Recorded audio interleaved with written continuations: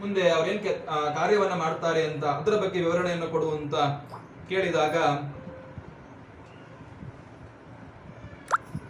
ಆ ವಸುರಾಜ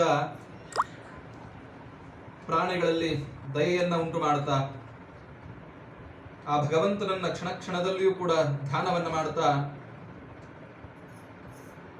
ಅನೇಕ ಸತ್ಕರ್ಮಗಳನ್ನ ಮಾಡಿ ಭಗವಂತನನ್ನು ಸಂತೋಷ ಪಡಿಸ್ತಾನಂತೆ. ಹೀಗೆ ಕೆಲವು ಸಂವತ್ಸರಗಳು ವರ್ಷಗಳು ಕಳೆದಾದ ಮೇಲೆ ತನ್ನ ಮಗನಾದಂತಹ ವಿವಸ್ವಂತ ಅಂತ ಮಗನಿಗೆ ತನ್ನದ ರಾಜ್ಯದ ಆಧಿಪತ್ಯವನ್ನೆಲ್ಲ ವಹಿಸಿ ತಾನು ಕಾಡಿಗೆ ಹೋಗಿ ಪುಷ್ಕರ ಕ್ಷೇತ್ರಕ್ಕೆ ಹೋಗಿ ತಪಸ್ಸನ್ನ ಆಚರಣೆ ಮಾಡ್ತಾನೆ. ಅಲ್ಲಿ ಭಗವಂತನ ಧ್ಯಾನವನ್ನ ಮಾಡ್ತಾನಂತೆ. ಅದಕ್ಕೆ ಪುಂಡರೀಕ ಸ್ತೋತ್ರ ಅಂತ ಹೇಳಿ ಆ ಪುಂಡರೀಕಾಕ್ಷನನ್ನ ಸ್ತೋತ್ರವನ್ನ ಮಾಡ್ತಾನೆ. ನಮಸ್ತೆ ಪುಂಡರೀಕಾಕ್ಷ, ನಮಸ್ತೆ ಮಧುಸೂದನ, ನಮಸ್ತೆ ಸರ್ವಲೋಕೇಶ, ನಮಸ್ತೆ ದಿಗ್ಭಚಕ್ರಿಣೇ, ಶರಣ್ಯಂ ಶರಣಂ ದೇವಂ ವಿಷ್ಣುಂ ಜಿಷ್ಣುಂ ಸತಾತನಂ, ನೀಲಮೇಘ ಪ್ರತೀಕಾಶಂ, ನಮಸ್ತೆ ಚಕ್ರಪಾಣಿನಂ ಅಂತ ಹೀಗೆ 5-6 ಶ್ಲೋಕಗಳಲ್ಲಿ ಆ ಪುಂಡರೀಕಾಕ್ಷನನ್ನ ಸ್ತೋತ್ರವನ್ನ ಮಾಡ್ತಾನೆ. ಅಂದ್ರೆ ಸಮಸ್ತ ಲೋಕಗಳಿಗೂ ಕೂಡ ನೀನೇ ಕಾರಣನಾಗಿದ್ದೀಯಾ, ಇಲ್ಲಿರ್ತಕ್ಕಂತಹ ಸಕಲ ಚರಾಚರ ಪ್ರಾಣಿಗಳಲ್ಲಿ ನೀನೇ ನಿಂತುಕೊಂಡು ಈ ಜಗತ್ತಿನ ವ್ಯಾಪಾರವನ್ನ ಮಾಡ್ತಾ ಇದ್ದೀಯ. ಅನೇಕ ದೇವತೆಗಳಿದ್ದಾರೆ, ಆ ಬ್ರಹ್ಮಾದಿ ದೇವತೆಗಳು ಸೃಷ್ಟಿಯಾದಿ ಕಾರ್ಯಗಳನ್ನ ಮಾಡ್ತಾ ಇದ್ದಾರೆ. ಒಬ್ಬೊಬ್ಬ ದೇವತೆಗಳು ಒಂದೊಂದು ಕಾರ್ಯವನ್ನ ಮಾಡ್ತಾ ಇದ್ದಾರೆ. ಅವರು ಮಾಡತಕ್ಕಂತಹ ಪ್ರತಿಯೊಂದು ಕಾರ್ಯದಲ್ಲಿಯೂ ಕೂಡ ನೀನೇ ನಿಂತು ಈ ಸತ್ಕರ್ಮಗಳನ್ನ ಅವರಿಂದ ವ್ಯಾಪಾರಗಳನ್ನ ಮಾಡಿಸ್ತಾ ಇದ್ದೀಯಾ ಅಂತ ಈ ರೀತಿಯಾಗಿ ಆ ಪುಂಡರೀಕಾಕ್ಷನನ್ನ ಸ್ತೋತ್ರವನ್ನ ಮಾಡ್ತಾನಂತೆ. ಅದರಂತೆ ಸ್ತೋತ್ರವನ್ನ ಮಾಡಿದಾದ ಮೇಲೆ ಒಂದು ಭಯಂಕರವಾದಂತಹ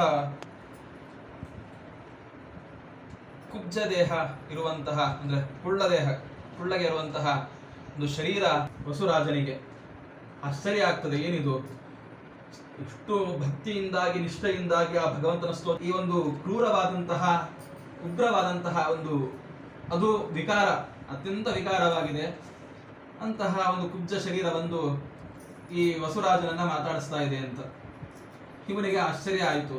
ಯಾರು ನೀನು, ಇಷ್ಟು ಕುಬ್ಜನಾಗಿದ್ದೀಯಾ, ಕಪ್ಪು ಶರೀರ ಇದೆ, ಕೆಂಪು ಕಣ್ಣುಗಳು ಕಾಣಿಸ್ತಾ ಇವೆ, ಕಣ್ಣುಗಳೆಲ್ಲ ಕೆಂಪಾಗಿವೆ, ಯಾರು ನೀನು ಅಂತ ಕೇಳಿದಾಗ ಆಗ ಆ ಶರೀರ ಮಾತನಾಡ್ತದಂತೆ. ಇದು ಕೃತಯುಗದಲ್ಲಿ ನಡೆದಂತಹ ವಿಚಾರ, ಕೃತಯುಗದ ಆದಿಭಾಗ. ಇನ್ನು ಕೃತಯುಗ ಪ್ರಾರಂಭ ಆಗಿಲ್ಲ, ಪ್ರಾರಂಭ ಆಗುವ ಮೊದಲು ನಡೆದಂತಹ ವಿಚಾರ. ಅಲ್ಲಿ ಹೇಳುವಾಗ ಆ ಕುಬ್ಜ ದೇಹ ಹೇಳುತ್ತದೆ, ಹಿಂದೆ ನೀನು ಕಲಿಯುಗದಲ್ಲಿ, ಅಂದ್ರೆ ಹಿಂದಿನ ಮನ್ವಂತರದಲ್ಲಿ ನೀನೊಬ್ಬ ದಕ್ಷಿಣ ಪಥದಲ್ಲಿ ಇರತಕ್ಕಂತಹ ಒಂದು ರಾಜ್ಯಕ್ಕೆ ರಾಜನಾಗಿದ್ದಿ.